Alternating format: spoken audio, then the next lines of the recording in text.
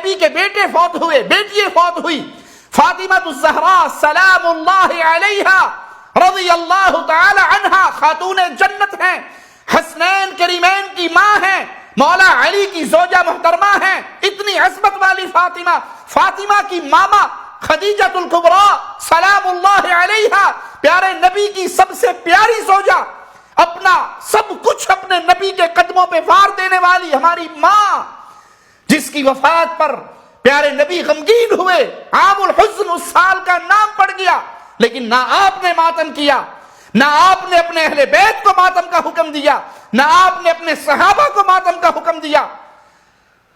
سیدنا عمر شہید ہوئے، صحابہ نے ماتم نہیں کیا، عثمان شہید ہوئے، صحابہ نے ماتم نہیں کیا، سیدنا علی شہید ہوئے، مولا علی کی شہادت پہ نہ حسن نے ماتم کیا نہ حسین نے ماتم کیا رضوان اللہ علیہم اجمعین۔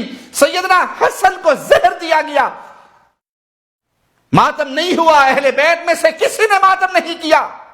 سیدنا حسین شہید ہوئے، سیدنا حسین کی شہادت کے باوجود زین العابدین رضی اللہ عنہ وارضاہ نے ماتم نہیں کیا۔ ہماری نہیں مانتے، نہ مانو، اپنے گھر کی تو مانو۔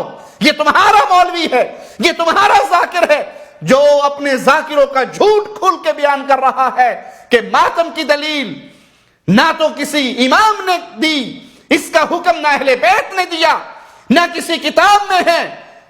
کسی بھی اخباریوں سے میں سوال کرتا ہوں، بتائیے کسی امام کا جھوٹا قول بتائیے کہ ماتم کرو زنجیر کا، کما کا ماتم کرو۔ میں نہیں کہہ رہا ہوں کہ نہ کریے، بھائی یہ بھی نہ کہہ دیے کہ مولانا نے کہہ دیا نہ کر، نہ، میں کہتا ہوں تم جس مرجع کی تقلید کرتے ہو اس سے پوچھو کیا کرنا ہے، فلپ فلاپ مت کرو۔